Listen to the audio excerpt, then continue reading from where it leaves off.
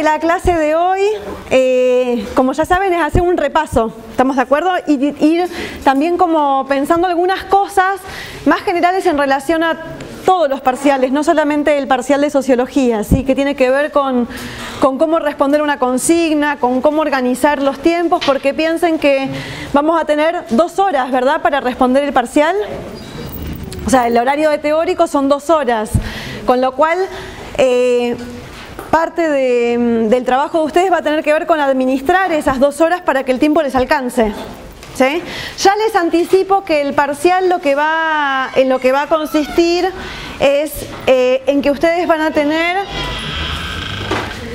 4 preguntas, ¿sí?, de las cuales van a tener que elegir 3 para responder. ¿Sí? ¿Estamos de acuerdo? ¿De qué autores? ¿Qué? ¿De qué autores? ¿De qué autores? Ustedes saben, vimos la unidad 1, podríamos hacer un rápido repaso. Salud.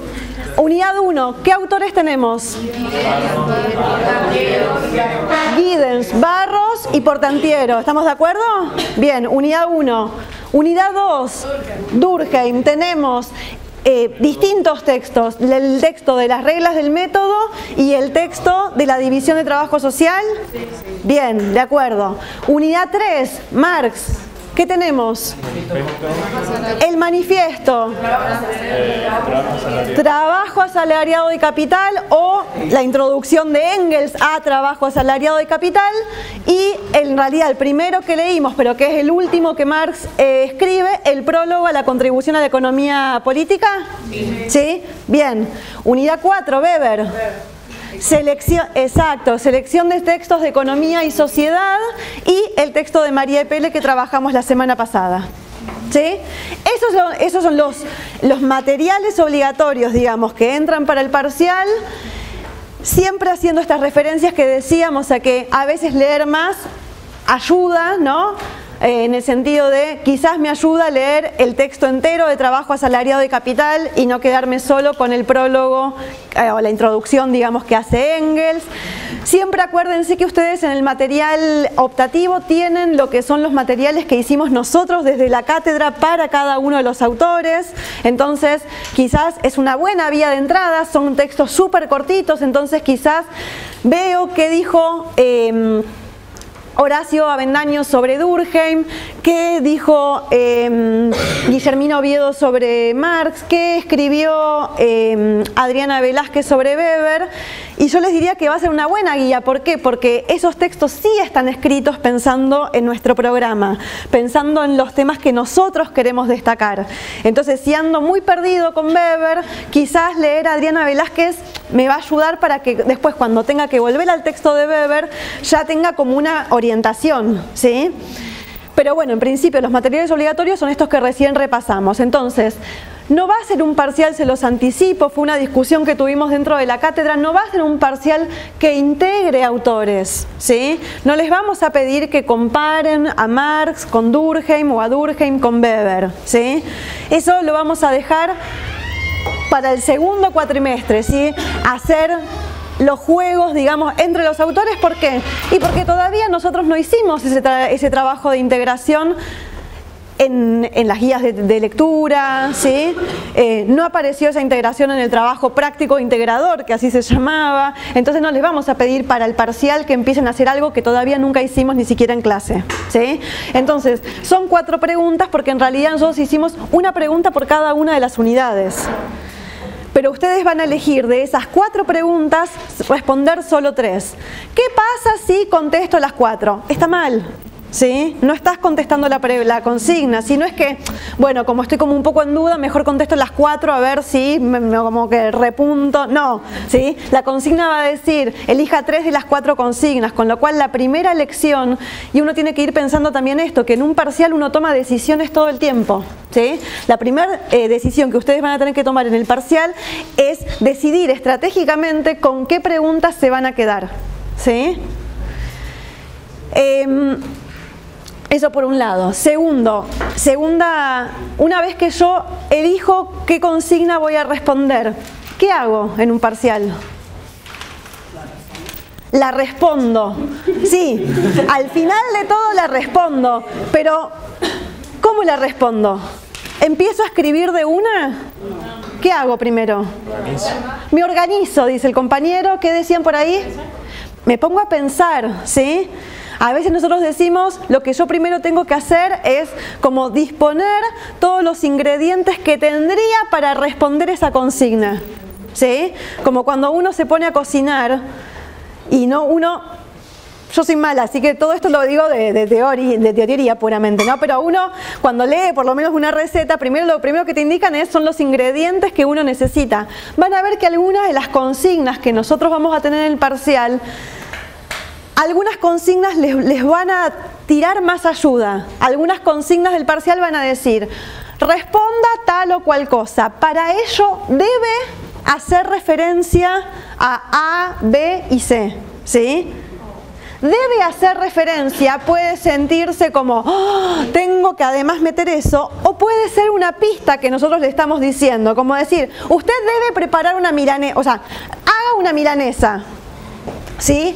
Para eso debe usar huevo, pan rallado, ¿sí? Y entonces si a mí me dicen, debe usar huevo y pan rallado, lo puedo sentir como un collar de melones o puedo sentir que realmente lo que está haciendo es tirarme pistas de que la milanesa se hace con huevo y pan rallado. Quiero decir, que esa consigna que yo tengo que responder, se responde usando eso que me dicen usted debe usar o definir, no sé, modo de producción o lo que sea, ¿sí? Entonces, si en la consigna está de manera explícita, buenísimo, yo tengo una consigna que dice, explique, ¿sí? ¿Por qué?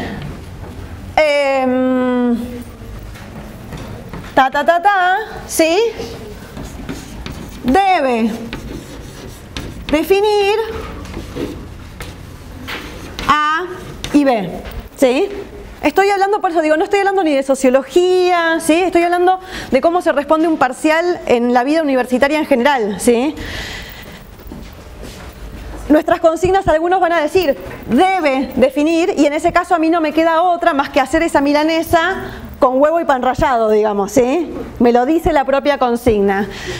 En otros casos va a decir, puede, ¿sí?, usar A o B. Y entonces ahí yo ya tengo un poco más de libertad para ver si uso A o B. Y yo les diría, pero no usen Z, J, F. Porque si a mí me está diciendo que esa consigna se puede responder usando A y B, también es una pista de que la respuesta probablemente vaya por el lado, ¿sí?, de usar A o B, ¿sí? Y obviamente yo le voy a poder sumar C, D, F, pero no dejaría de hacer referencia a eso que la consigna me está anticipando, ¿se entiende? Y si no, puede ser que no haya nada de eso y que diga simplemente explique por qué tal o cual cosa, y entonces la tarea mía va a ser igual, disponer mis ingredientes, quiere decir, ¿con qué cosas yo podría responder esta consigna? ¿Sí? ¿Qué cosas yo vi? ¿Qué textos leí? ¿Qué cosas me acuerdo del teórico? ¿Qué cosas leí en el texto optativo? ¿Sí? Y me hago una hojita borrador, ¿sí?, donde empiezo a mencionar los distintos ingredientes con los cuales yo podría responder esa consigna. ¿Estamos de acuerdo? Esa es la primera tarea. Entonces yo les diría, a la hora de elegir qué consigna van a responder, primero voy a tener que interpretar esa consigna. ¿Qué me están preguntando? No porque diga Marx voy a contar todo de Marx, ¿sí? Uno a veces es como que aparece como palabras como si fueran como resaltadas, ¿no? Entonces veo Marx y empiezo a decir todo lo que sé de Marx. Y no, y va a haber una pregunta. Y lo que yo tengo que chequear, buenas, es si puedo responder esa pregunta de Marx, ¿sí? Y qué, como digo, qué ingredientes tengo yo para poder responder esa consigna de Marx, ¿sí? Ahora, puede ser que yo me los acuerdo porque, no sé, porque me acuerdo en el orden que leí los textos, ¿sí? Porque me acuerdo primero de esto, después de esto, después de esto, después de esto y después de esto, ¿sí? ¿Qué voy a hacer después? Una vez que ya tengo mis ingredientes para responder la consigna. Mezclarlos. ¿Y mezclarlos cómo? ¿En qué orden? ¿En el orden que me lo fui acordando? No, en el orden que pregunta la consigna. En el orden que pregunta la consigna o en el orden que yo voy a decidir cómo hago para que eso se luzca mejor. De vuelta, una milanesa, ¿sí? Yo le puedo poner primero el huevo, después el pan rallado, ¿sí? Pero lo que no podría, ¿sí? Es freír la carne sola, después ponerle el huevo, después ponerle el pan rallado y servirla en la mesa con el pan rallado crudo, porque no me lo van a recibir muy felices mis comensales, ¿sí? Con una consigna pasa lo mismo. Muchas veces nos encontramos con que en los parciales se nota que las ideas están, ¿sí? Pero lo que están desordenadas. ¿Se entiende lo que digo? Sí. O después empieza a aparecer esos parciales que son tipo un elige tu propia aventura, que es, escriben, después hay como un asterisco y tengo que ir a buscarlo a otro lugar y después vuelvo. Y no está mal, porque no es que a nosotros nos preocupa una cuestión como de la prolijidad, ¿sí? Obviamente el parcial tiene que ser legible, hagan una letra que seamos posibles de leer, ¿sí? Pero no tiene que ver con eso, es que cuando yo veo un parcial que me hace saltar, ¿sí? De una página a la otra, lo que me da muestra es de la confusión mental que tienen ustedes, ¿sí? O sea, de las idas y venidas que hicieron ustedes en su propia cabeza. A mí no me lo cuenten, ¿sí? Esas idas y venidas. Dispongamos los ingredientes y después digamos, bueno, a ver esto cómo se va a ver más lindo, por dónde me conviene empezar, ¿sí? ¿Cómo se va a lucir mejor? Porque lamentablemente en los exámenes universitarios uno no solamente tiene que saber, sino que tiene que además poder demostrar que sabe. ¿Se entiende la diferencia? Sí. Yo puedo saber un montón de cosas, pero si no tengo la viveza de poder demostrar que sé, me va a pasar que estudié un montón y que después me voy súper frustrado porque siento que, o peor, me voy contento del parcial porque siento que puse todo lo que sabía y cuando me devuelven ese parcial me dicen, esto no se entiende, ¿sí? Esto no está claro, no se entiende cómo pasaste de esta oración a esta otra, ¿sí? Entonces, es tan importante disponer mis ingredientes como después decidir y quizás esto que es lo último que yo me acordé, ¿sí? En mi recuerdo mental de qué ingredientes eran los que a mí me servían, voy a empezar por acá, después voy a ir por acá, después por acá y voy a terminar ahí, ¿sí? Entonces hagan una hoja borrador. Tengan una hoja borrador, porque después la redacción, digamos, escribir, la tarea física de escribir, no lleva tanto tiempo, ¿sí? Lo que lleva tiempo y para lo que se tienen que dar tiempo, entonces también tienen que ser pacientes en que quizás los primeros 20 minutos del parcial no van a haber escrito una palabra. Y es frustrante porque veo que los minutos pasan y siento que se me va como acortando el tiempo, pero dense esa paciencia de primero pensar, como decían por acá, ¿sí? Primero pienso, leo la consigna, veo si entiendo las 4 consignas, interpreto qué me están pidiendo en cada una de esas 4 consignas, veo, me reviso como la alacena, ¿sí? Reviso la heladera. ¿Qué consignas tengo mejores herramientas para responder? Y bueno, a mí quizás me encantaría, ¿sí? Preparar un tiramisú, pero bueno, no tengo los ingredientes para el tiramisú, ¿sí? Sí, yo voy haciendo estas menciones porque es como que vamos cerca del mediodía. Ya me dio hambre. Ya me dio hambre. Entonces digo, después elijo, me anoto en una hoja borrador con qué cosas yo voy a responder esa consigna.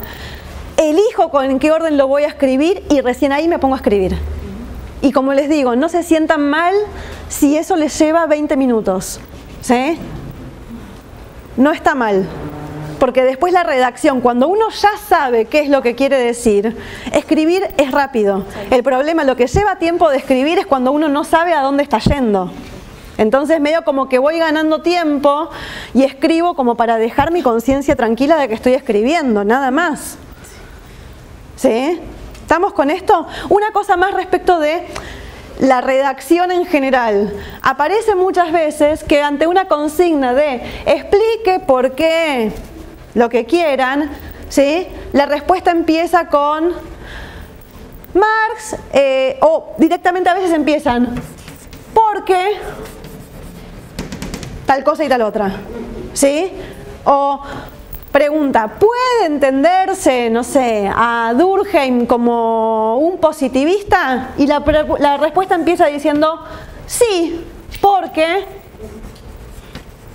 no. Piensen ustedes siempre que ese texto que ustedes escriban tiene que ser independiente, ¿sí? O sea, que yo no tenga que volver a leer la pregunta para entender la respuesta. Entonces, de alguna manera, en su respuesta, sea la primera oración, ¿sí? Tiene que aparecer de alguna manera la consigna que ustedes están respondiendo. Entonces, después, ¿yo qué hago una vez que terminé de escribir? Releo, ¿sí? Releo mi parcial y lo releo intentando mirarlo con los ojos de quien no lo escribió. Intento ver mis errores de ortografía, ver que si hay una oración que tiene 5 renglones y me quedo sin aire para leerla, es como que bueno, voy a intentar como recortarla, ¿sí? Si hay cosas que no pegan con las otras, lean sus parciales antes de entregar. En 2 horas van a tener tiempo para responder esas 3 consignas y llegar a releerlo, ¿sí? Confíen en que el parcial está pensado para que les alcance ese tiempo. ¿Estamos? ¿Sí? ¿Alguna duda más, así más de orden como más formal, digamos, de lo que es un parcial? ¿Qué podemos tener en el banco? ¿Qué pueden tener en el banco? En este caso también nos preguntamos, ¿podrían tener los materiales? Y muchos somos de la idea de que los materiales podrían llegar a tenerlos porque, digamos, un material, si está leído, sirve, ¿no? Si no está leído, por más parcial a libro abierto que tengas, no va a ayudar. Nuestro parcial no está pensado como parcial a libro abierto porque las consignas no tienen esa orientación, así que no van a tener ni los materiales ni sus apuntes, o sea, van a tener las hojas con las que van a responder, pero como les digo, yo quisiera el viernes que viene pasar y encontrarme que todo el mundo está respondiendo, pero tiene al lado una hoja borrador, ¿sí? Entonces tráiganse unas cuantas hojas, ¿sí? Como para poder tener esa hoja borrador al lado.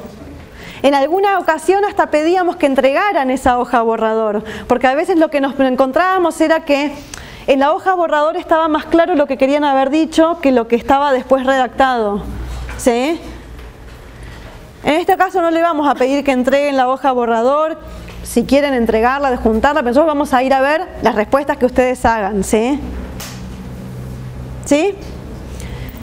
¿Qué más? De corte formal, administrativo. ¿Nuestros profesores de cátedra? Sí, porque o sea, se lo corrige cada docente de cada práctico. El hecho de tomarlo en la clase de teórico tiene solo que ver con poder aprovechar la clase del martes para un último repaso.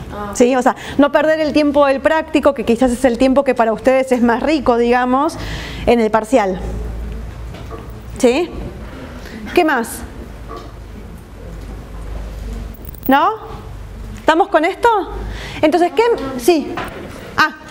¿Qué me interesaba que repasáramos? O sea, que empezáramos, quizás más que meternos, igual si nos queda obviamente tiempo, nos vamos a meter con preguntas puntuales. Pero nosotros empezamos el año, sí. Perdón, por el tema anterior, para los que trabajan el viernes a la mañana, si necesitan presentar certificado al trabajo, que nos avisen, así ya ese día estamos preparando algunos cuantos, ¿no? Exacto. ¿Sí? Bien, decía, nosotros empezamos el año diciendo que esta es una materia que lo que nos vamos a preguntar, ¿no?, a lo largo de todo el año, porque si ustedes van a ver el programa, al final la materia vuelve a preguntarse, bueno, y entonces, ¿qué es la sociología y para qué sirve? ¿Sí?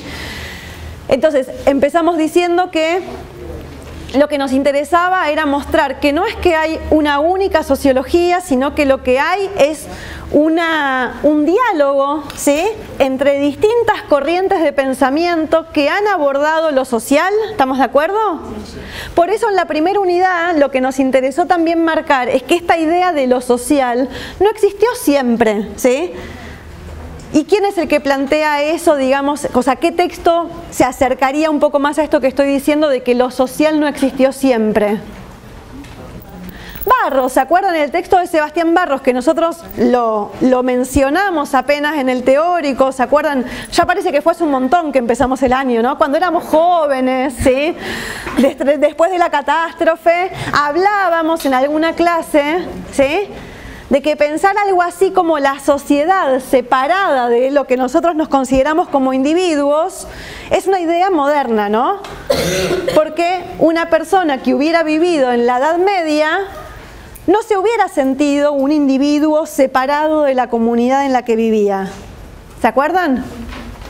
Y hacíamos referencia quizás a algunas películas, ¿sí?, o algunos indicios, como el tema de los apellidos, mencionábamos aquella vez en la clase, que nos da la pauta de que hoy nosotros nos consideramos individuos, creemos que cada uno de nosotros tiene una individualidad, una vocación, sus gustos personales, ¿sí?, que cada uno es súper especial y particular. Y está bien, digo, es nuestra idea, pero porque somos sujetos modernos. Esa separación entre, como digo, entre la persona y la comunidad en la que se vive, no era tan tajante en otras épocas históricas. Entonces la pregunta, entre cuánto, como decía una compañera hace un par de semanas, ¿no?, ¿qué hago yo con lo que la sociedad hizo de mí? ¿Sí? ¿Qué hace cada uno de nosotros? ¿Qué hacemos cada uno de nosotros con lo que la sociedad hace de nosotros? ¿Somos libres? ¿No somos libres? ¿Sí? ¿Hasta dónde la sociedad me condiciona? ¿Hasta dónde la sociedad me obliga? ¿Hasta dónde yo puedo incidir y modificar algo de esa sociedad? Son todas preguntas de la modernidad. Porque, como les digo, ni un griego, ni un campesino que vive en un feudo se hubiera hecho una pregunta de este estilo, ¿sí? Entonces comenzamos a ver que la propia definición, ¿no?, de qué es lo que entendemos como lo social es parte de lo que la sociología se va a interrogar. Y entonces lo que íbamos a hacer en este primer cuatrimestre era mostrar las corrientes clásicas, que dijimos que eran clásicas porque siguen funcionando hasta el presente, ¿sí?, porque de alguna manera algo de lo que esos autores dijeron pensando para otra época, otro tiempo, ¿sí?, y otros problemas siguen sirviéndonos hoy a nosotros. Y entonces uno ya podría ir pensando desde comienzo de año que voy a mantener el orden que lo tienen ustedes en el ejercicio de repaso, ¿sí?, que yo podría pensar a Durkheim, a Marx,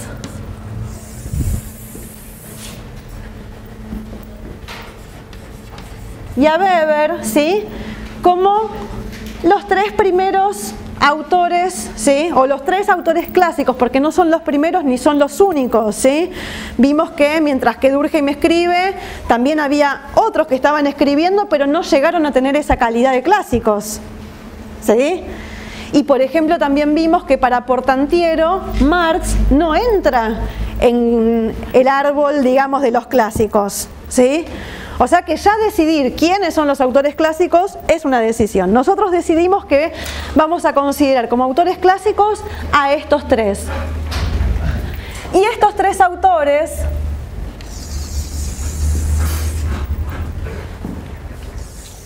van a definir de manera distinta qué es la sociedad. ¿Estamos de acuerdo? ¿Sí?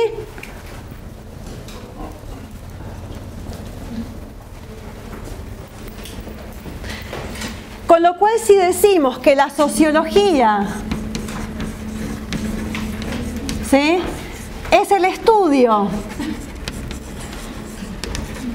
de lo social, ¿sí?, entendiendo que lo social recién lo podemos fechar, ¿sí?, a partir del siglo XVII, por decir una cosa, ¿sí? Porque de vuelta, recordemos que la modernidad no es que es una cosa que empieza un día, ¿sí?, sino que es un proceso, ¿se acuerdan? Y por eso también nos preguntábamos, bueno, si la modernidad es un proceso, podríamos preguntarnos si es un proceso ya terminado, ya acabado, ¿no? Y le ponemos una fecha de cierre o lo dejamos abierto, ¿sí?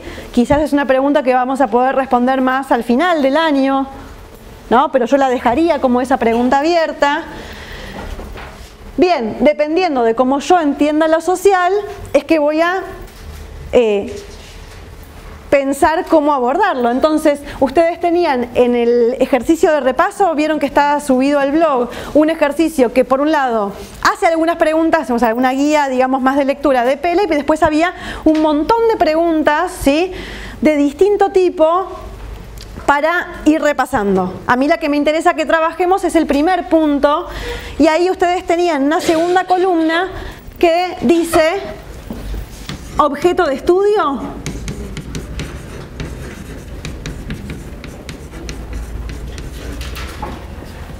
Ahora, también dependiendo de cómo yo defina cuál es el objeto de estudio de la sociología, es que voy a decir cómo lo voy a estudiar, ¿sí? ¿Cuál va a ser el método o la perspectiva?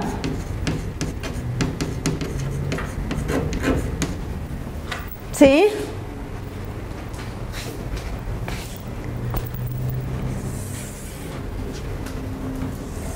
¿Y todo eso por qué? Porque también hemos visto que de alguna manera esa cosa que es lo social, y que si bien estos autores no son exactamente contemporáneos entre sí, están viendo fenómenos más o menos parecidos, ¿sí? Están todos observando esa modernidad. En algunos casos, una primera modernidad, digamos, ¿sí? En el caso de Marx y Durkheim, están viendo una realidad un poco anterior a la que ya puede ver Weber, que Weber, por ejemplo, llega al siglo XX, digamos, ¿sí? Y es cierto también que Weber la va a estar viendo desde Alemania, y quizás, en el caso de Durkheim, está mucho más centrado en una mirada de lo que él ve de la Francia de su época. Pero aún salvando esas distancias, podríamos decir que son tres autores que están mirando esa realidad social de fines del siglo XIX, ¿sí?, o mediados del siglo XIX, y en el caso de Weber, comienzos del XX, ¿sí? Pero como son distintos autores, como hay distintas perspectivas, las preocupaciones también son distintas, ¿sí? Es distinto qué es lo que los motiva a cada uno de ellos, ¿no? ¿Cuál es la preocupación?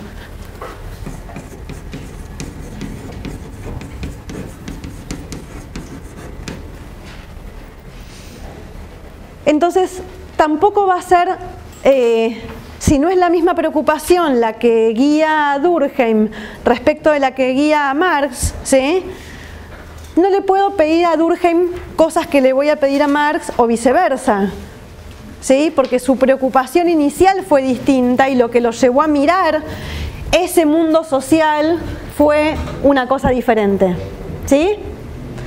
Entonces, ¿se animan a que entre todos vayamos haciendo un poco este cuadro? Sí. ¿Sí?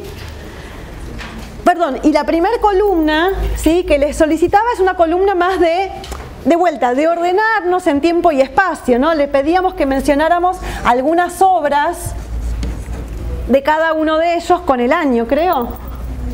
Si no, lo vamos a colocar nosotros con año. Entonces, ¿se animan a empezar con Durkheim? ¿Sí? Si yo tuviera que decir cuál es el objeto de estudio de la sociología para Durkheim. Bien, dicen por ahí los hechos sociales, ¿no? Y acá Había una compañera que ayer preguntaba, porque acá en el trabajo práctico van a ver que hay un asterisco, ¿no? Y abajo dice definir y página. ¿Para qué está eso hecho? Porque como ejercicio de repaso, yo en un cuadro, también vamos a esto, en un cuadro, a mí lo que me tiene que quedar es algo visible, que la compañera, la última, ¿vos ves? Última compañera, ¿sí? La idea del cuadro es esa, ¿no? Como lo venimos diciendo, siempre los cuadros son una síntesis y como cualquier síntesis, dejan cosas afuera, ¿no? Sacan como complejidad y ¿no? Pero la idea del cuadro es esa, que sea sintético y que a mí me quede, digamos, casi como una imagen, en este caso, que nos va a reunir, no les digo todo lo que hicimos en este primer cuatrimestre, pero un poco nos debiera servir como de síntesis de este primer cuatrimestre, ¿sí? Entonces, el asterisco hace referencia a que si yo defino que el objeto de estudio de la sociología para Weber son los hechos sociales, en el cuadro voy a poner nada más que hechos sociales, pero abajo voy a decir, hechos sociales son, ¿qué cosa? Formas, ¿sí? O modos de pensar, ¿sí? De sentir y de actuar, ¿qué?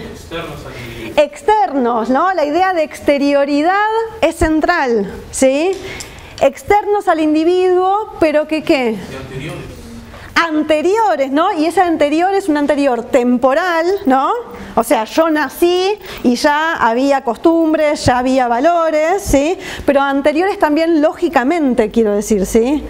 Anteriores lógicamente quiere decir que preceden a la vida individual esos modos de pensar, de sentir y de actuar. Entonces son exteriores, son anteriores.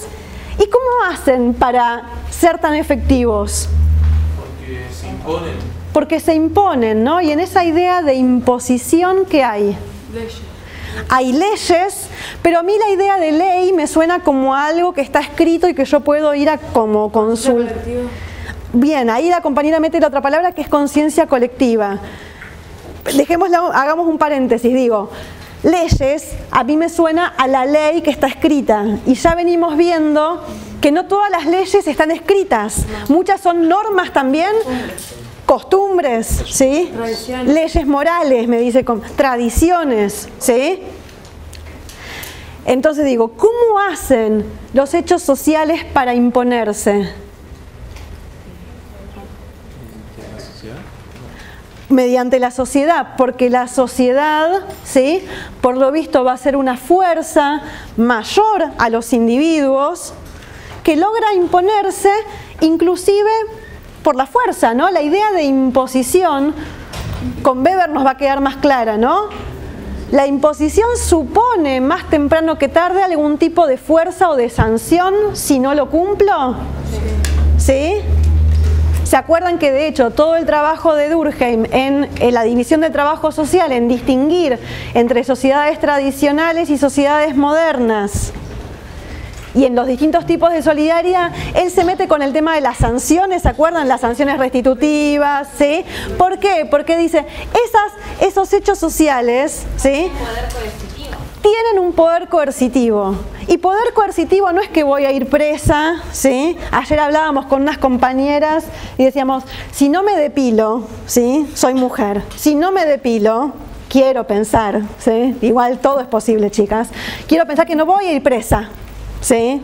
¿Puedo no depilarme? ¿Estamos de acuerdo? Sí. Ahora, ¿qué pasa si llega el verano, me voy a Radatili con los tremendos pelos que les cuento, chicos, los que no saben, las mujeres tenemos pelos, sí, los tenemos. ¿Qué pasaría si yo voy a la playa, sí, con mis naturales pelos? Me van a mirar mal, ¿sí? Es decir, la sanción, ¿no? Las sanciones de las que habla Durkheim no son necesariamente Ir a la cárcel. ir a la cárcel, ¿sí?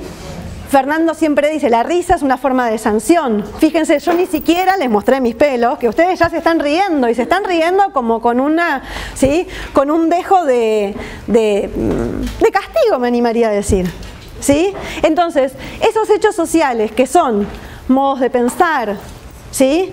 Modos de sentir, porque ¿saben qué es lo peor de todo? A mí misma no me gustan mis pelos, ¿sí?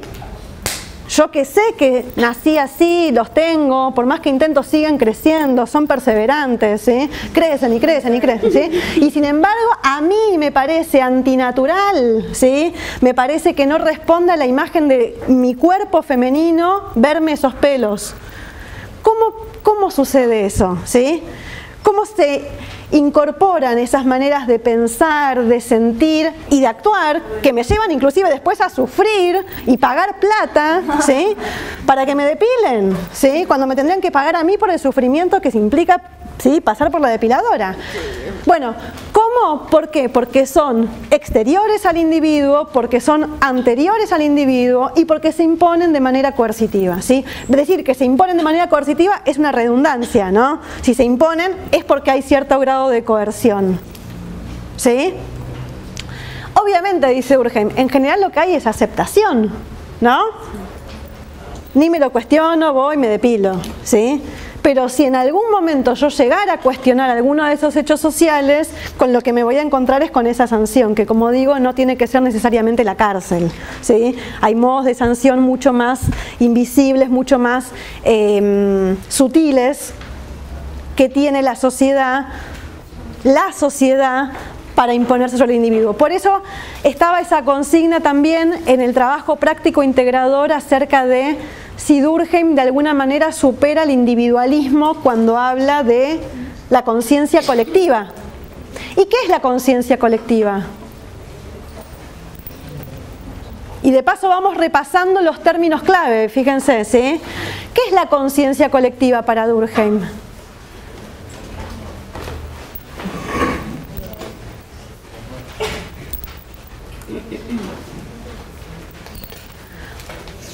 Ahí es donde a mí me sirve tener, por eso yo les dije, acá hago un asterisco, pongo hechos sociales, ¿no? En mi trabajo, en mi ejercicio de repaso.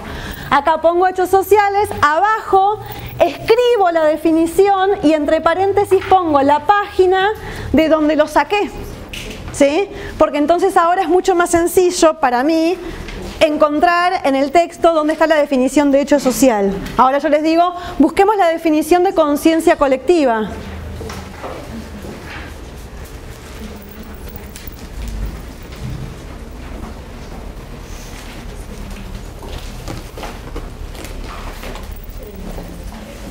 Es un lazo social.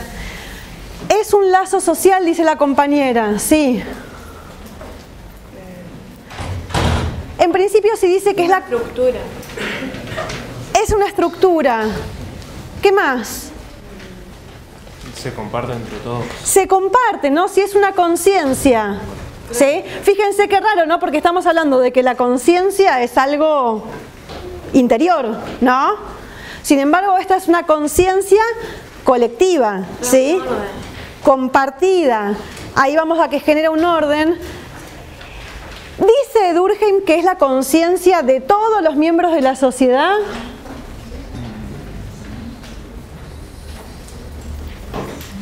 No. Dice, es la conciencia media, ¿sí? Es la conciencia media, son, ¿sí?, esas ideas, esos valores, esas costumbres más o menos compartidos por el conjunto de la sociedad, ¿sí? Y me animo a hacerles un salto. ¿Qué diría Marx de esa conciencia colectiva que Durkheim dice que es la conciencia media de la sociedad? Conciencia de clase. Diría que es la conciencia de clase ¿de quién? De la burguesía. De la burguesía. ¿Estamos de acuerdo? Eso que, ¿se entendió lo que acaba de decir el compañero o no? Esa conciencia que para Durkheim es una conciencia común a la mayor parte de los miembros de la sociedad, ¿sí? Marx va a decir no hay tal conciencia común y media, porque lo que hay en una sociedad es en una sociedad, cualquier sociedad, es una fractura de clase. Entonces, esa conciencia que en todo caso está compartida en el conjunto de la sociedad es porque el sector dominante de la sociedad logró hacer de su propia conciencia la conciencia de todos, ¿sí?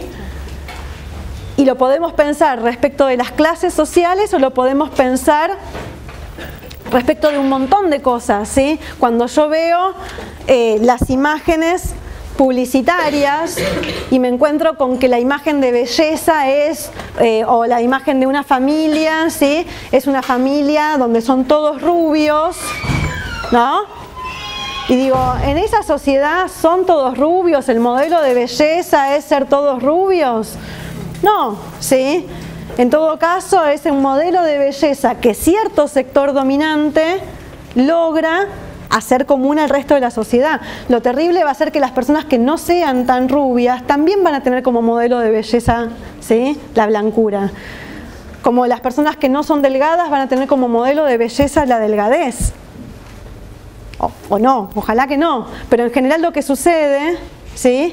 Es que esa conciencia media, esa conciencia colectiva, es compartida inclusive por aquellas personas que no se ajustan a los patrones de belleza, ¿sí?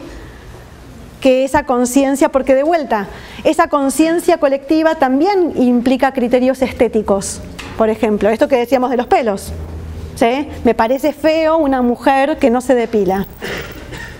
Y me parece feo a mí, que a veces me depilo pero que tengo pelos, se los comento, ¿sí?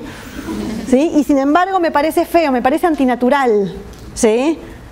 Me parece antinatural una mujer con pelos, fíjense qué loco, ¿no? ¿Se entiende? Entonces, pero para volver al comentario, al intento de comparación, ¿sí? Que estamos intentando hacer,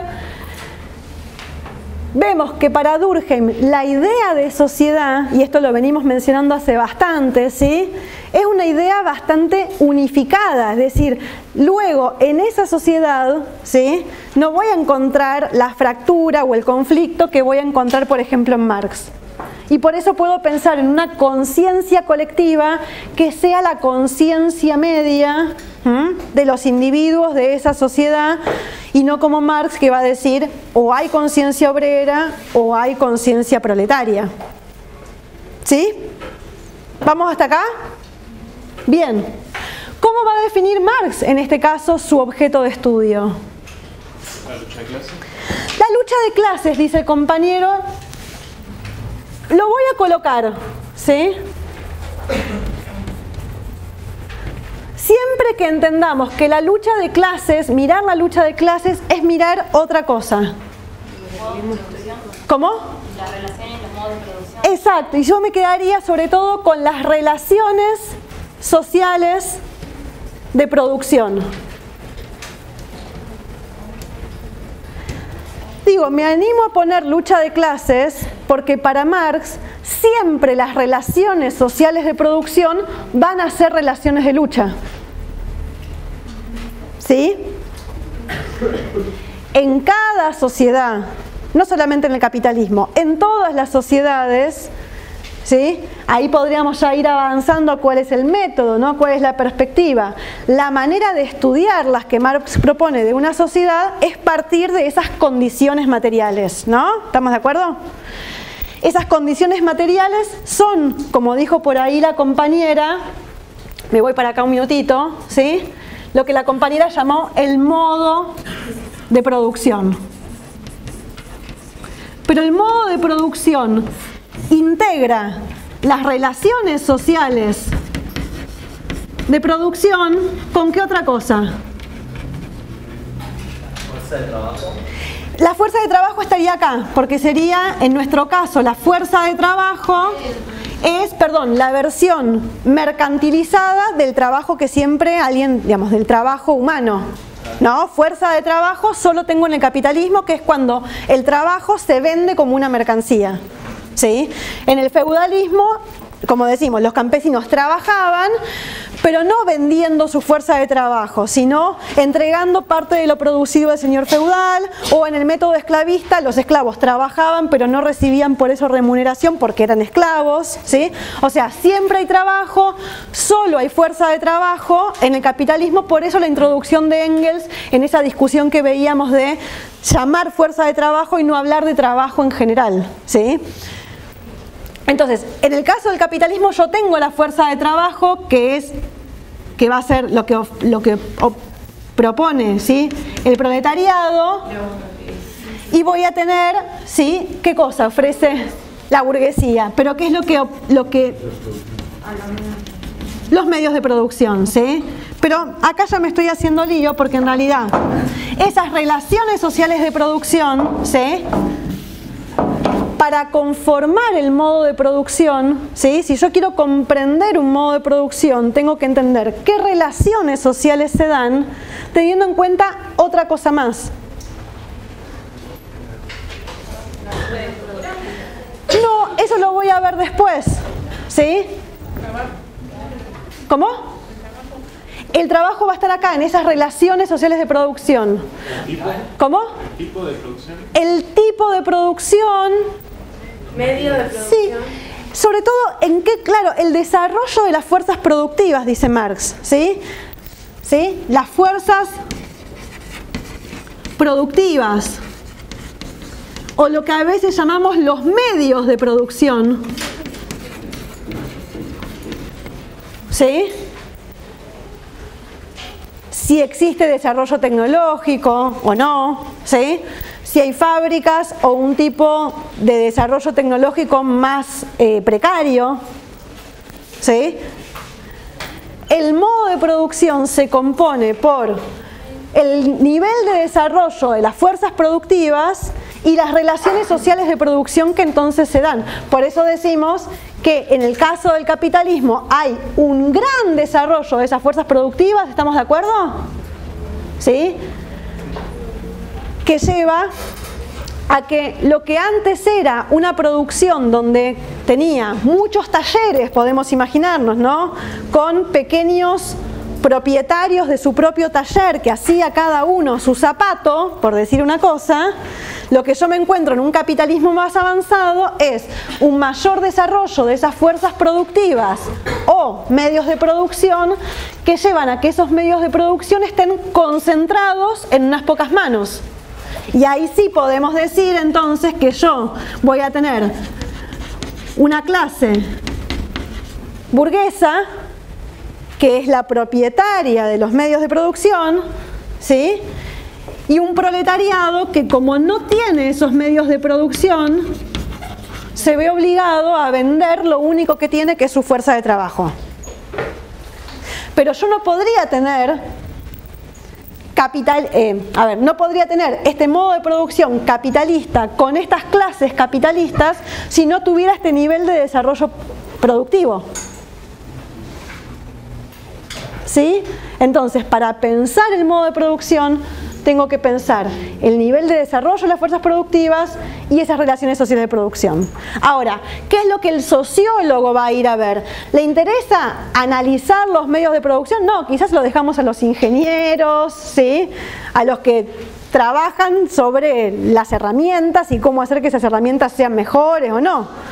Lo que la sociología va a mirar es esta parte, las relaciones sociales de producción. Por eso, si yo tuviera que definir cuál es el objeto de estudio de la sociología para Marx, yo me animo a decir que son estas relaciones sociales de producción. Pero el compañero dijo la lucha de clases, y yo le di la derecha, le dije, sí, también podríamos decirlo, porque para Marx no son cosas distintas, porque siempre para Marx la historia de la humanidad no es más que la historia de la lucha de clases, así comienza el manifiesto, para mostrarnos que en distintos modos de producción, en el modo de producción esclavista, yo tenía los que eran los dueños de los esclavos y los esclavos, y entre ellos también había relaciones de producción que también eran relaciones de lucha de clases. Clase esclavista contra, ¿sí? La otra. ¿Estamos de acuerdo? ¿Sí? Si no, volvemos para atrás, ¿eh? ¿Vamos por ahora bien?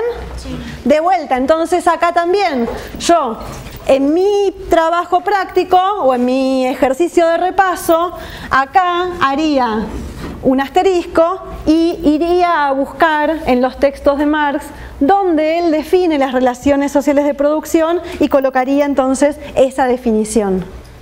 ¿Sí? ¿Vamos bien? Bien. Solo una cuestión de orden, pensemos entonces ahora cuál va a ser el objeto de estudio de la sociología, para un Weber? La acción social, dice la compañera, ¿estamos de acuerdo?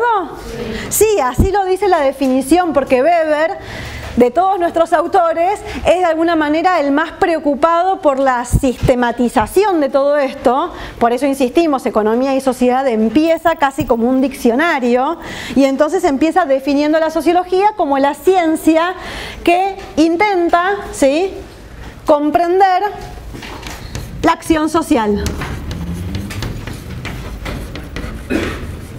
Y de vuelta, acá yo podría hacer un asterisco y decir, bueno, pero ¿qué es la acción social?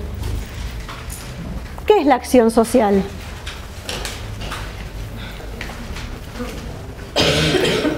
Los otros. Ahí dicen los otros. Pero primero, como cualquier acción, ¿es qué? Es una conducta humana, motivada, orientada, ¿sí?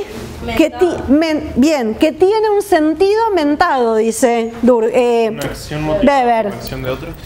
Bien, entonces, una acción va a ser una acción que está motivada, ¿sí? Que tiene un motivo que ese actor puede decir, ¿no? Puede mentar. Si yo le pregunto, ¿por qué hiciste esto? Puede decir, hice esto porque, ¿sí? Le da un sentido a su acción. Y es acción social porque está orientada por la acción de otros. ¿Sí? De vuelta, otros presentes, pasados o hipotéticamente futuros. ¿Sí? Puede haber una persona que esté sola de toda soledad y que lo que esté haciendo sea una acción social. ¿A alguien se le ocurre un ejemplo? Alguien solo, de toda soledad, pero que está haciendo una acción social. Uy, la soledad. ¿Cómo? Ese náufrago que está solo y... El náufrago, pero pensemos en nuestra vida cotidiana. Estoy yo en mi casa sufriendo, depilándome. De vuelta. ¿Sí? No ¿Cómo? Una viuda, a ver, ¿en qué sentido? Una viuda que llora a su marido, ¿no? Su marido muerto, ¿sí? Está haciendo una acción social, ¿sí? Porque dice, ¿por qué lloro? Y bueno, porque no lloro por un cualquiera, ¿sí? ¿Sí? Lloro por ese que era mi marido, al cual yo le di un sentido a mi acción, me orienté en ese caso afectivamente, ¿estaríamos de acuerdo? Sí. Bien. Digo, y vuelvo sobre el ejemplo de la depilación para que vean, ¿sí?, el nivel de odio. Seguramente debo tener que estar depilándome y ya estoy como con eso en la cabeza. Digo, si yo estoy sola en mi casa, ¿sí?, autoinfligiéndome ese castigo que es la depilación, también estoy haciendo una acción social. ¿Y quiénes son esos otros que están en mi cabeza? ¿Cómo? El resto, ¿sí? Gente que ni siquiera conozco, me estoy imaginando la posible risa que generaría en la playa de Radatili si yo fuera sin depilarme, ¿sí? Es decir, que esos otros no necesariamente son nosotros conocidos, ¿sí? Entonces el hecho social puede cambiar igual, ¿no? ¿Cómo? El hecho social puede... ¿El hecho social o la acción social? La acción social, perdón. ¿En qué sentido puede cambiar? ¿Me puedo revelar, decís? Sí, me puedo revelar. Quizás en el caso de Weber está mucho más abierta la posibilidad a que yo me resista y un día decida tirar la cera por el aire y decir, no me depilo nunca más. ¿Saben qué? No me depilo nunca más.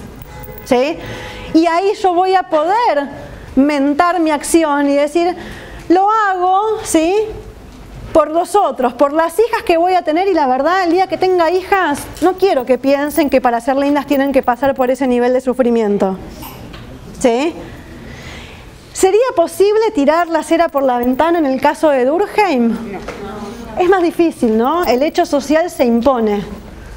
Acá, en el caso de Weber, estamos viendo que yo oriento mi acción debido a los otros, que son esos mismos otros de los que hablábamos con Durkheim, son la gente que ni conozco pero que se me va a reír en la playa, ¿sí? Pero ahí los otros no me imponen mi manera de actuar, ¿sí? Ahí, en el caso de Weber, existe la posibilidad de que la gente haga otra cosa, tire la cera por la ventana. ¿Se ve?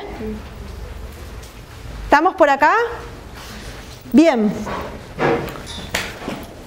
¿Sería una opción subjetiva ahí? Sería una opción subjetiva, sería una opción que para muchos sería leída de manera irracional, pero Weber nos da herramientas para comprender esa acción, ¿no? ¿Qué herramientas nos da Weber para comprender esa acción? Motivos subjetivos. Los motivos subjetivos, pero Weber no va a hacer un listado de la infinita cantidad de motivos subjetivos que a mí me pueden llevar a tirar la cera por la ventana. Son los tipos ideales, va a decir, de esa enorme posibilidad de cantidad de cosas por las cuales yo podría llegar a tirar la cera por la ventana y rebelarme y no depilarme nunca más, ¿sí? Weber va a generar una herramienta para ordenar esa realidad que es caótica, para ordenar esa realidad que es compleja y que es muy variada, y va a generar tipos ideales. En el caso de los tipos ideales de acción, ¿sí? Va a decir, puede ser una acción racional con arreglo a fines, afectiva, con arreglo a valores o tradicional. El hecho de depilarme, empecemos por la parte donde yo cumplo, ¿sí? Todavía me ajusto. ¿Qué tipo de acción sería? ¿Depilarme? ¿Sí? ¿Cómo lo leeríamos? ¿Cómo? Pueden ser las 4. Pueden ser las 4, dice compañero. Es más, yo le diría, seguramente sean las 4 porque como todo tipo ideal, cuando yo veo cualquier acción social en la realidad efectiva, no es exclusivamente de ninguno de esos tipos ideales. ¿Estamos de acuerdo? ¿Sí? En general las acciones tienen una mezcla de esos distintos tipos. Pero para poder entenderla, ¿sí? Tengo que, de alguna manera, decir, ¿sí? A qué se orienta un poco más. ¿Sí? Digo, ¿dónde estaría el componente afectivo, digamos? ¿Cómo? Lo hago por el, no sé, un ejemplo, lo hago por el otro porque le gusta. Ah, bien, exacto, ¿sí? Estoy pensando, sí, en encontrarme con X, fulana, fulano, sí, podría en ese caso, sí, suponer que me estoy depilando por eso, ¿sí? ¿Por qué sería con arreglo a valores en algún sentido? Depilarme, ¿sí? Estamos por ahora en la... Cada una de las que se... Por el concepto, ¿no? El valor, los valores no son solamente valores morales, también son valores estéticos, ¿sí? Como les dije, a mí misma me parece antinatural y feo, ¿sí? Los pelos en las piernas, ¿sí? Entonces, orientada por los valores de belleza que tiene esta sociedad, voy y me depilo, ¿sí? ¿Qué más podría ser? ¿Cómo sería con arreglo a fines? Que es básicamente, creo yo, mi acción se orienta a fines. Exacto, que no me rompan, ¿sí? Que no me juzguen, ¿sí? No tener que darle explicaciones a nadie, ¿sí? Ya está, voy y me depilo. Pero yo me animaría a decir que la depilación para la mayor parte de nosotras es una acción tradicional. Son ese tipo de acciones que Weber dice están en el borde de la definición de acción. Porque casi que no puedo ni responder por qué lo hago. ¿Se acuerdan? Mecánicamente. ¿Cómo? Se hacen casi mecánicamente. Casi mecánicamente, ¿sí? Ni me lo cuestiono. Por eso dice Weber, las acciones tradicionales están en el borde de ser acciones, ¿sí? Casi no tienen un sentido mentado, ¿no? Me lavo los dientes. ¿Por qué? Casi no tiene un sentido mentado. ¿Sí? La acción tradicional, cuando es tan rutinaria, está al borde de no poder ser calificada como acción, si acción entendemos que es una acción con sentido. ¿Se ve? Depilarse para la mayor parte de las mujeres creo que tiene que ver con este tipo de acción más de corte tradicional. ¿No? ¿Con qué? ¿Con qué? ¿Con qué? Dale. Sí, ya está, tiraste la bomba, ahora tenemos que seguirla. No digo que tenga que ser, ¿eh? Ojo, ahí también una cosa, no es que Weber dice tiene que ser así en un sentido de deber ser, ¿sí? Dice es así, ¿sí? No es que debe ser, ¿sí? No es que las mujeres deben depilarse por tradiciones, las mujeres, si yo hago una investigación y podríamos hacerla, ¿sí? por qué las mujeres se depilan, probablemente sus razones tendrían que ver, ¿sí? No hay ahí una carga valorativa, ¿sí?, de lo que tengan que hacer o no. Como digo, también yo podría tomar la decisión de no depilarme nunca más, y ahí también Weber podría venir a preguntarme, bueno, ¿y por qué esta mujer decidió no depilarse nunca más? ¿Sí? Y también podría ver si esa nueva acción que es ahora no depilarse, ¿sí?, ¿por qué motivo es? ¿Sí? Y yo diría, probablemente en ese caso, si yo decido no depilarme, será una acción ¿de qué tipo? Con arreglo a valores feministas, ¿sí? A pensar que las mujeres tenemos que aceptar nuestro cuerpo tal como es. Una ciencia que tiene que entonces definir su objeto, que es lo que venimos viendo, ¿no? Y dependiendo de cada autor nos vamos a encontrar con distintas definiciones de ese objeto de estudio que va a tener la sociología, y también en tal carácter de ciencia, y entonces a la ciencia la voy a diferenciar del sentido común, ¿sí? Porque uno podría decir, ¿una ciencia qué es? Y bueno, es una forma de conocimiento. ¿Estamos de acuerdo? Pero todos tenemos un conocimiento de la sociedad por el mero hecho de vivir en ella, que es el sentido común. Si no fuera por ese sentido común, yo no podría casi vivir en sociedad, ¿sí? O sería muy difícil entenderme. ¿No? Me voy a otra ciudad, a mí por ejemplo me llamaba la atención, acá en Comodoro no se hace fila para subir al colectivo en general. La gente se queda como parada alrededor de la parada del colectivo, y cuando llega hay una dinámica implícita. Por eso digo que no hay solamente leyes, sino que también hay reglas implícitas de lo social que hacen que la gente se acomoda y más o menos va subiendo en el orden en que fue llegando a la parada.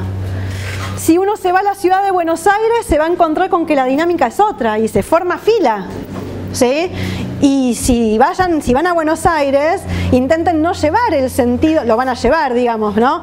Pero vamos a tener que hacer un esfuerzo de no aplicar nuestro sentido común, ese conocimiento que a mí me permite vivir en sociedad en Comodoro.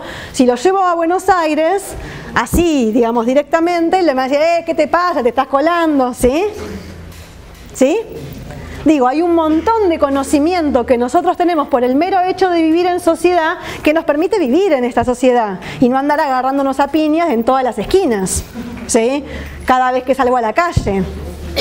Sin embargo, la ciencia es una forma de conocimiento que se va a proponer como distinta del sentido común, ¿sí? Por eso la clase pasada hablábamos de los etnógrafos, ¿se acuerdan? De esos antropólogos imperialistas, coloniales, que se iban a estudiar una comunidad de la cual no conocían nada, ¿se acuerdan?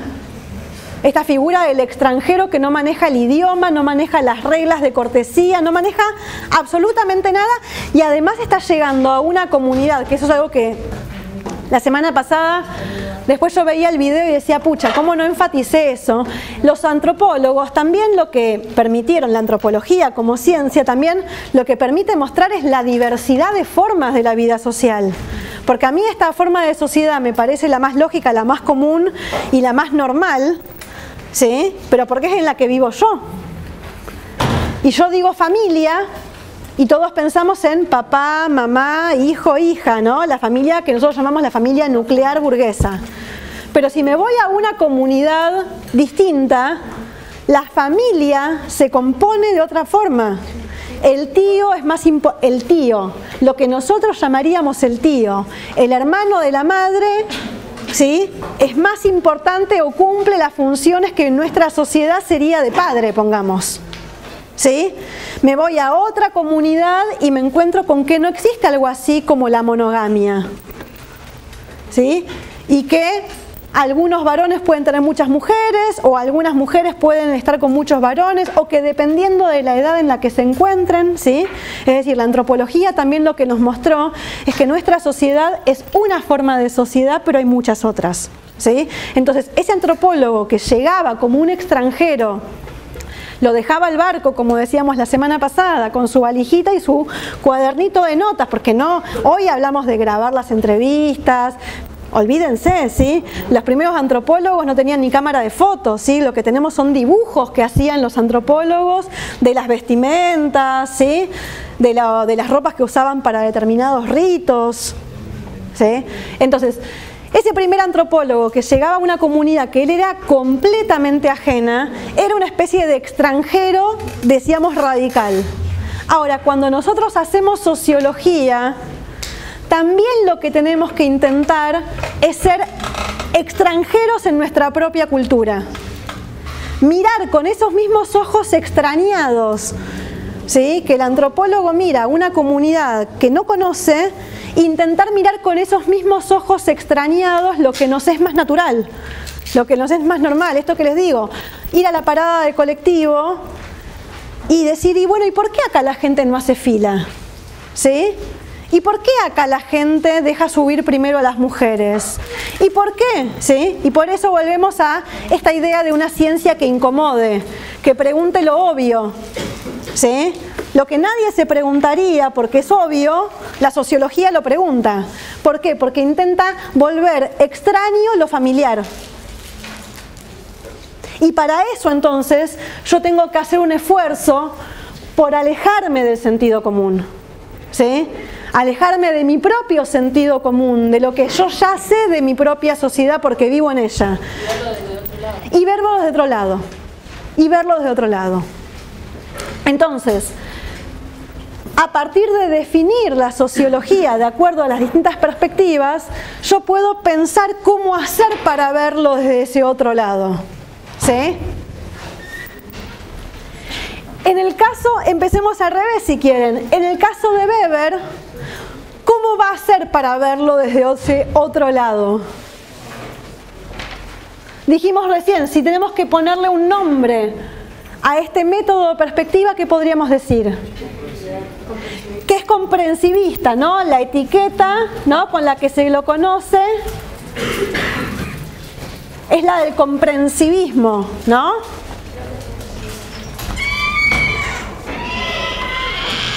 Intenta la sociología comprender. Comprender justamente ¿qué?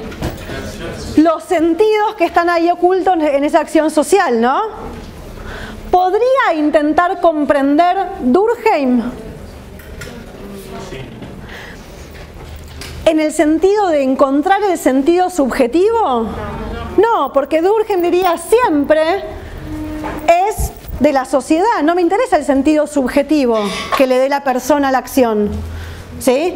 A Durkheim nunca se le ocurriría, o a una perspectiva que siga la corriente durkheimiana, si hacemos una investigación sobre la depilación, ¿sí?, siguiendo el ejemplo, ¿sí?, no le interesaría ir a ver por qué, o sea, a preguntarle a las mujeres, y usted, señora, ¿por qué se depila?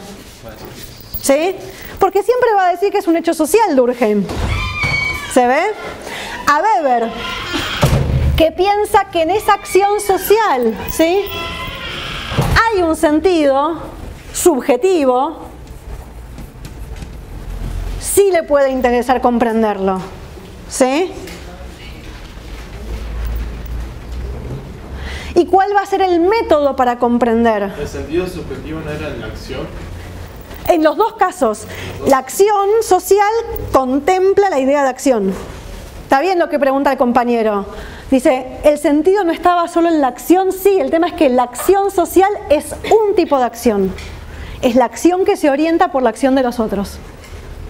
¿Sí? Para Weber, yo tendría una acción, ¿sí?, porque tiene sentido.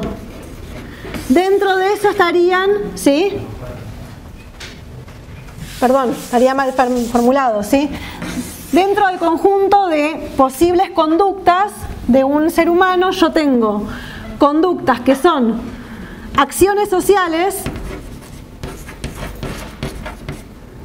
las que se orientan por otros, tengo acciones que tienen un sentido subjetivo, pero que no se orientan por otros, y después tengo un montón de conductas que no tienen un sentido, ¿sí? Comer, dormir, respirar, decíamos la vez pasada, ¿sí? Pero de vuelta, siempre entendiendo que comer y dormir como acciones meramente biológicas. Si yo voy a cenar con una amiga, ya ahí estoy haciendo una acción social, porque no me interesa tanto qué vamos a comer, ¿no? Cuando uno se junta a tomar un mate, ¿sí? Que no importa la bebida mate, importa ese encuentro social, ¿sí? ¿Sí?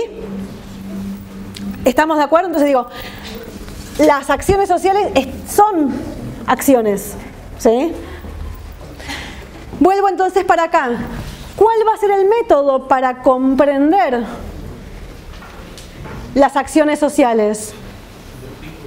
Los tipos ideales, con lo cual yo acá en mi cuadrito le sumaría, ¿sí?, la idea de los tipos ideales, lo colocaría, digamos, en ese cuadrito como parte del método propuesto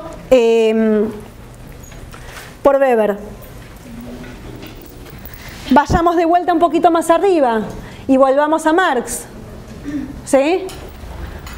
Decíamos que para Marx el objeto de estudio de la sociología serían esas relaciones sociales de producción. Porque ¿cuál es la perspectiva que lo orienta?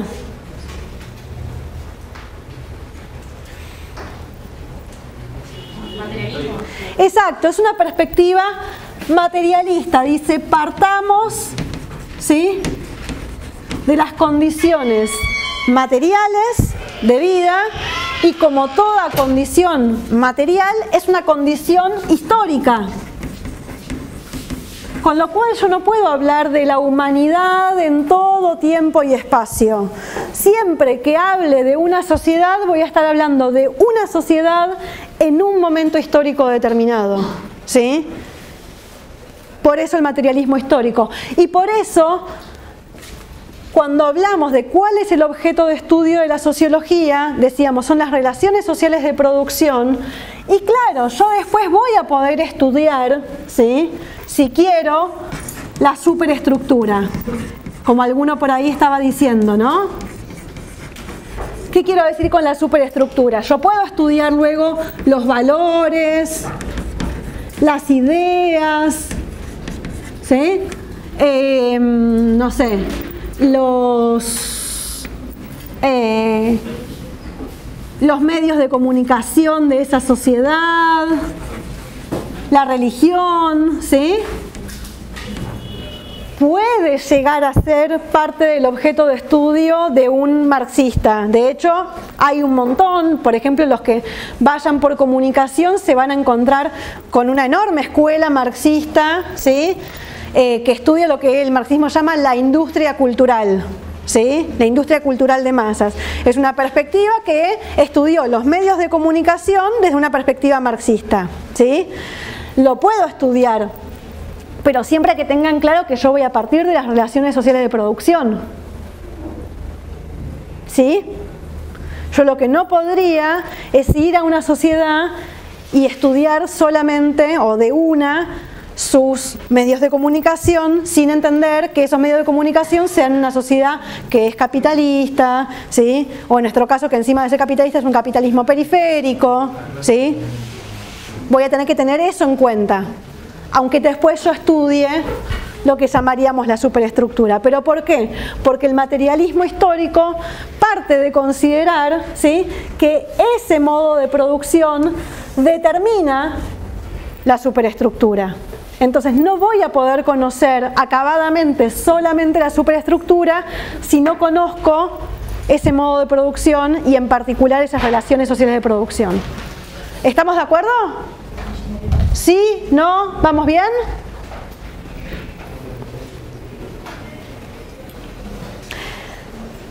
Bien, y vayamos a Durkheim, que es el autor con el cual empezamos. ¿Cuál es, si tuviéramos que ubicarlo a Durkheim? ¿Cuál es la perspectiva de Durkheim?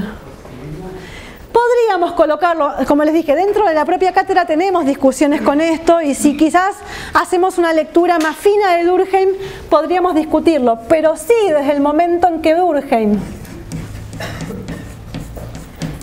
intenta fundar una ciencia de lo social, ¿sí?, que descubra las leyes que regulan ese mundo social. Y del momento que dice que los hechos sociales van a ser estudiados como ¿qué? Como cosas, ¿sí? Como cosas físicas. Cosa que Weber nunca diría, porque Weber dice no tiene nada que ver el mundo social con el mundo de las cosas. Las cosas no tienen sentido. Y lo que define a la sociedad y a la vida en sociedad es que es una vida con sentido que le dan las propias personas que viven en ella. ¿Sí? Para Durkheim, como decíamos, eso no tiene importancia, no se pueden conocer esos fenómenos subjetivos, la psicología a lo sumo intentará hacerlo, ¿sí? Pero la sociología lo que tiene que hacer es estudiar estos hechos sociales como si fueran cosas. Y entonces yo voy a describirlas como si fueran cosas y voy a intentar explicarlas, ¿sí?, como si fueran cosas, es decir, descubriendo las leyes de su funcionamiento. ¿Estamos de acuerdo? Bien. ¿Nos animamos? Sí. ¿Podría ser la sociología del lazo social también? Bien, así lo llamamos nosotros, pero eso se me vincula un poco más con la última columna, que es que también estas distintas maneras, como ven, de definir el objeto de estudio y entonces cómo abordarlo como ciencia, están un poco condicionadas por lo que era la preocupación de su propia época, ¿sí? Si yo tuviera que pensar cuál es la preocupación que tenía Durkheim, que lo lleva, digamos, a trabajar, a investigar, diría que es la preocupación por ese lazo social, porque ¿qué es lo que está viendo Durkheim en la Francia de su época? ¿Qué es lo que le preocupaba, digamos? El orden, ¿no? Uno podría decir que la preocupación de Durkheim es ese orden social, ¿sí? Porque lo que él ve en la Francia de su época es que se está desmembrando, desarmando, ¿no? Que previamente, por eso Durkheim va a empezar haciendo su tesis comparando sociedades tradicionales con eso que él ve que son sociedades, él va a decir modernas, pero puede decir sociedades por lo menos distintas a las que hubo antes, ¿sí? En donde en esas sociedades modernas lo que hay es una creciente división del trabajo. Y acá vamos a poder consignar también algunas cosas que dijimos, ese mundo social lo ven distintamente cada uno de estos autores, pero hay algunas cosas en que coinciden. Tanto Durkheim como Marx como Weber hablan de la división social del trabajo. ¿Estamos de acuerdo? Durkheim lo plantea de manera explícita. Marx también lo plantea de manera explícita, cuando habla de la división en el capitalismo entre burguesía y proletariado, y cómo ese proletariado cada vez va avanzando cada vez más en la división del trabajo. Y Weber también lo ve, nosotros no nos metimos tanto a ver ese Weber, pero Weber también está preocupadísimo por esa división del trabajo que, como decíamos en alguna clase, no es solamente el trabajo adentro de la fábrica, es también el trabajo, por ejemplo, académico que hacemos nosotros los investigadores. Esto que decía, hoy uno va a un congreso de sociología y hay una mesa, casi no hay congresos de sociología primero, hay sociología de la religión, sociología de no sé qué, ¿sí? Un nivel de especialización, ¿sí?, y de detalle que hace que todos seamos especialistas en algo, pero no podamos decir en general nada de nada. ¿Sí? Yo soy especialista en tal tema, no me preguntes nada más. ¿Sí? Todos observan la división social del trabajo. Ahora, eso a Durkheim lo va a llevar a preocuparse por el orden social porque ve una sociedad que se está desmembrando. Marx va a ver esa misma división del trabajo, pero su preocupación va a ser otra. ¿Cuál va a ser la preocupación de Marx o lo que orienta, digamos, lo que lo motiva? La revolucionaria, ¿no? La revolución, ¿no? Podríamos decir, o por lo menos superar el capitalismo. Que es verdad que para Marx esa superación, ¿sí?, es por la vía de la revolución. Una revolución que supere el modo de producción, ¿se entiende? ¿Sí? Capitalista.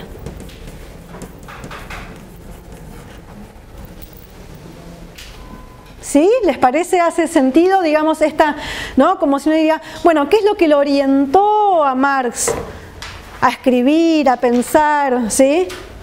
Todo eso es, bueno, ver cómo se supera ese modo de producción capitalista. En el caso de Weber, me parece que para ustedes va a ser más difícil encontrar esa preocupación,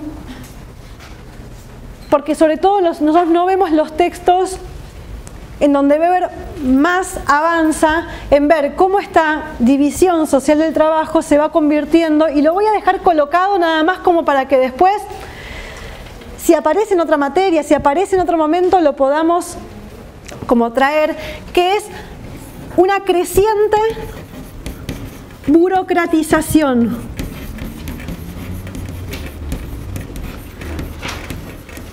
¿Se acuerdan que decíamos, para Weber hay 4 tipos ideales de acción? Y la acción racional con arreglo a fines es la que para Weber prevalece en la vida moderna. ¿Sí? ¿Se acuerdan? ¿No? Para Weber, esa acción racional con arreglo a fines, esa idea de que yo actúo motivada por conseguir determinado objetivo y entonces ajusto los mejores medios para conseguir ese fin, ¿sí?, es la racionalidad que en el capitalismo más se está desarrollando, que lleva, por ejemplo, a esa división del trabajo, a decir, ¿cómo hago un auto de la mejor manera? Dividí ese auto en partes cada vez más pequeñas, poné a cada obrero a hacer la misma acción rutinaria, ¿sí?, todo el día, y en vez de producir 10 autos vas a producir 500, ¿sí? ¿Y qué me va a decir un empresario? Que eso es mucho más racional. Y sí, porque hace 500 autos cuando antes hacía 10. ¿Eso es más placentero, es más gratificante para el obrero? Para nada. Pero sí es más racional. ¿Estamos de acuerdo? Con arreglo a fines. ¿Se ve? Bien. Esa mentalidad, esa racionalidad es la que Weber ve que se está como propagando a todos los ámbitos de su vida. Pero para Weber eso no es necesariamente bueno. Porque dice, eso nos lleva a vivir en una jaula de hierro. ¿Sí? ¿Qué quiere decir vivir en una jaula de hierro? Y bueno, por ejemplo, no dar lugar a las decisiones heroicas, motivadas por valores, motivadas por criterios estéticos, motivadas por lo afectivo. De vuelta, Weber a mí siempre me trae a mi abuela. Mi abuela sigue yendo a comprar, ¿sí?, el pan a la panadería de no sé qué, la carnicería con su carnicero que le guarda no sé qué cosa, ¿sí?, la verdura con tal porque le tiene desconfianza de no sé quién, ¿sí?, y se recorre todo el barrio, tarda 5 horas en hacer la compra, ¿sí? ¿Qué haría cualquiera de nosotros hoy? Ir al supermercado. Ir al supermercado, ¿sí? Eso es más racional, ¿estamos de acuerdo? Voy, junto todo, llego a la caja, ni saludo a la cajera, ¿sí? No sé nada de la cajera, no me interesa la vida de la cajera, pum, pago, me voy. Mi abuela sigue con unas formas que son quizás de otra época, ¿sí?, más tradicionales, guiadas, como les digo, por lo afectivo, porque va, habla con el carnicero, le pregunta por los nietos, mi abuela le muestra la foto de mi hijo, ¿sí? Tiene toda esa serie de intercambios, ¿sí?, que no son racionales en algún sentido, pero le hacen a mi abuela una vida más feliz. Weber lo que va viendo es que en nuestras sociedades modernas se van dejando cada vez más estos componentes que mi abuela todavía mantiene, ¿sí? También es racional. Es racional, pero con arreglo a valores. Pero racional al fin. Sí, pero con arreglo a valores. Weber lo que ve es un avance de una racionalidad netamente burocrática. ¿Burocrático qué quiere decir? ¿Sí? En este caso, que se orienta por una racionalidad que solamente busca conseguir determinados fines y que para eso va a olvidarse de todo lo demás. ¿Sí? Antes de terminar les quiero mostrar lo que nosotros tomamos el año pasado. Miremos un poquito la imagen, ¿sí? ¿Qué vemos en la imagen primero? ¿Qué hay? ¿Un señor tocando el violín? Hay un señor que está tocando el violín, lo aplauden, bravo, bravo, le tiran flores. ¿Cómo está vestido? Está vestido de gala, ¿no? Tocando, ¿en dónde? En un teatro, ¿no? En un teatro se lo nota como importante, ¿no? Hay plateas, ¿no? Y ese violinista, ¿qué hace? Exacto, sale rápido, apurado, ¿no? De esos aplausos, se cambia. ¿Y qué pasa? Andrajosa, ¿no? Se viste como un pordiosero, digamos. ¿Y a dónde va? A la calle, a la puerta del teatro, ¿estamos de acuerdo? ¿Y qué sucede en la puerta del teatro? Toca probablemente la misma canción, pero ¿qué? ¿Cómo? ¿Lo miran mal o no? Pero lo miran mal, ¿sí? Ese mismo público, ¿no? Lo desprecia, ¿sí? Lo mira con recelo. ¿Alguien quiere hacer alguna pregunta de algo de la imagen que no se entienda? ¿Estamos bien? La pregunta del año pasado era si podíamos pensar los hechos sociales a partir de esta imagen. ¿Sí? Si había acá un hecho social. O sea que era una pregunta que disparaba en principio ¿a qué autor? A Durkheim, ¿no? La idea era evaluar, ¿no? Los conocimientos que ustedes habían podido producir sobre Durkheim. Bien, ¿y qué se animarían a decir si hoy tuvieran, ¿sí?, esta pregunta? ¿Hay acá un hecho social? ¿Sí? ¿No? Quien dice que sí, ¿por qué habría hechos sociales? Un hecho social. ¿Cuál sería el hecho social acá?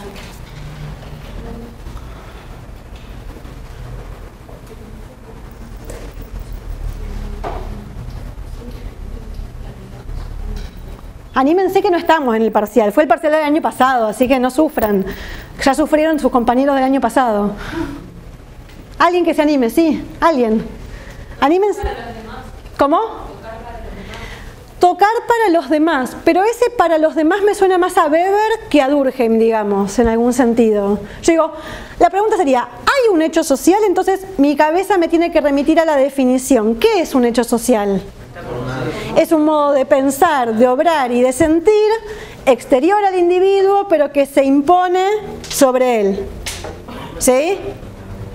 Sí. ¿Podría ser quizás la representación que se tiene de un músico tocando en un anfiteatro con determinado público, que digamos se le da cierto reconocimiento, a diferencia de un músico callejero que precisamente por la forma de vestir y cómo se nos representa a nosotros, no merece el mismo, digamos, la misma respuesta, el mismo reconocimiento exacto Ajá. que el que acaba de tocar en el teatro? Sí. Y digamos, también el público puede ser el mismo que estaba adentro, ¿no? Exacto, casi te diría que seguramente es el mismo público porque están como saliendo del teatro. ¿Sí? Con lo cual, el gusto, la pregunta creo que inclusive decía, ¿el gusto es un hecho social? ¿Sí? Porque ¿cómo puede ser que dentro del teatro me gusta, ¿sí?, la música que produce ese violinista, pero si es un andrajoso que está en la calle, es molesto, me parece un estorbo? ¿Sí? Pero depende de la persona. Depende de la persona, y yo te diría desde Durkheim, desde Durkheim no, desde Durkheim se impone. Y porque es colectivo, ¿no? Es colectivo, ¿sí? De hecho acá la imagen que se representa, no hay nadie, ¿sí?, uno podría buscar, digamos, pero creo que no hay ninguno de los que está saliendo ahí del teatro que ni que le tire una moneda, pobre hombre, ¿sí?, ni de lástima. Y desde Durkheim, entonces diríamos, ¿hay un hecho social? Sí. ¿Por qué? Porque estamos viendo que hay una manera de pensar, de sentir y de actuar que tiene que ver con el gusto musical, ¿no? Con el placer de la música que se impone al individuo, ¿sí? A que si yo voy a un concierto en un teatro así, con un músico asá, me va a gustar, ¿sí? Porque me tiene que gustar. Pero que si lo veo a ese mismo músico en la calle y andrajoso, me va a parecer que la música que hace es mala. Hay un montón, profe, de experimentos sociales de famosos que se visten de vagabundos, Ajá. se ponen a cantar y que la gente pasa y uno que otro lo mira y otro no. Claro, ¿sí? Durkheim diría, es un hecho social, ¿sí? Porque se impone sobre el individuo. Ahora, veo ya algunos estudiantes más weberianos, ¿sí? Que dicen, no, podría haber, ¿sí? Pero, y entonces hago la pregunta, ¿hay acción social en esta imagen? Pensemos primero por parte del público, ¿no? Estamos mirando al público, no al violinista, ¿sí? Sí. ¿Y qué diríamos? En la primera imagen hay aceptación y en la otra rechazo. Bien, ¿y en qué sentido? Y ahí me sirve también para aclarar una cosa de Weber que es importante respecto de la imitación, ¿sí? ¿En qué sentido hay acción social acá? ¿Por qué la conducta se orienta por la conducta de los otros? ¿Quién serían esos otros por los cuales están orientando la conducta en esa última imagen? ¿El cambio de ropa puede ser igual? El cambio de ropa, sí, ¿qué tiene que ver ahí? O sea, cambia la ropa en función, digamos, de a quién le va a tocar, digamos. Bien, con lo cual, ese otro por el cual yo oriento mi acción es otro, digamos, sería, ¿no? Porque la gente que sale del teatro, como en el experimento que vos mencionás, no se da cuenta que es el mismo violinista. Entonces, en el segundo cuadrito, la gente aplaude. Eso es una acción social, sí. ¿Por qué? Porque orientan su acción por la acción del otro. ¿Qué hizo? Tocó muy bien. Entonces, ¿yo qué hago? Lo aplaudo. ¿Estamos de acuerdo? Es una acción social. Salen del teatro, se encuentran con un vagabundo y como es un vagabundo, también orientan su acción social en función del otro. ¿Qué hacen? ¿Se revisan el bolsillo? No sea cosa que este vagabundo me afane. ¿Se ve?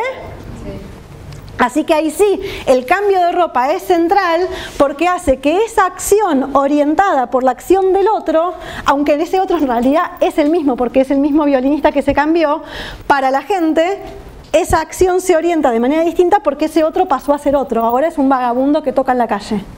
Vas a tener otra representación social. Vas a tener otra representación social, aunque la palabra representación social yo la volvería a pegar más a Durkheim, ¿sí? Pero sí, vas a tener otra representación social de que es un músico callejero, digamos. Sí, tal cual. Y desde Marx, ¿qué podríamos decir?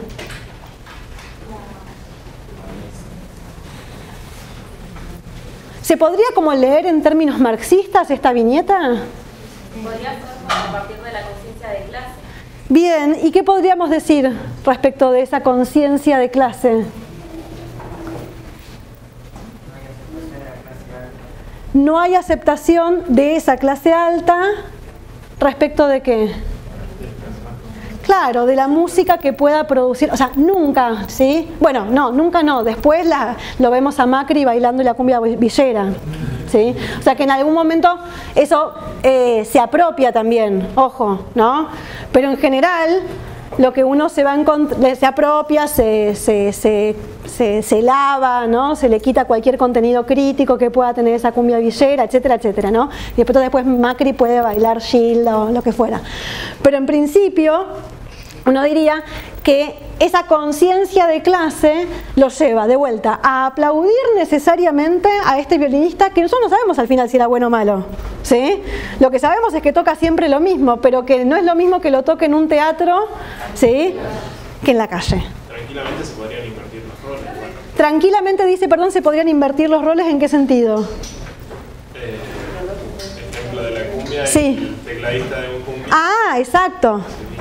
Exacto. Se viste de smoking y toca clásicos. Pues. Exacto, como sucede, como hay, digamos, músicos que han pasado de un género al otro, sí, pero no creo que lo vean, que lo vean bien, sí. ¿Y qué ibas a decir allá? Sí. No, iba a decir que me recordó algo de los artistas callejeros. callejero. Ajá, sí. Una vez en la ruta callejero estaba haciendo para armar una obra en la calle y un nene se le acerca y le pregunta, ¿vos sos pobre? ¿Por qué? Le pregunta porque trabajás en la calle. Y como trabajás en la calle, sos pobre. Ajá, exacto. Palabras de una doble. Exacto. Bueno, pero sería una pregunta que podría hacer un sociólogo también, ¿no? Digo, esa pregunta incómoda que el adulto no se anima a hacer, ¿sí? Pero que muestra la serie de suposiciones que, claro, que tenemos los adultos, ¿sí? Entonces digo, el año pasado no va a ser este caso, no se preocupen, no hay imágenes, no hay viñetas, ¿sí? Digo, pero fíjense cómo a partir de un mismo chiste lo podemos leer desde Durkheim, desde Marx o desde Weber, ¿se ve? ¿Estamos? Joya.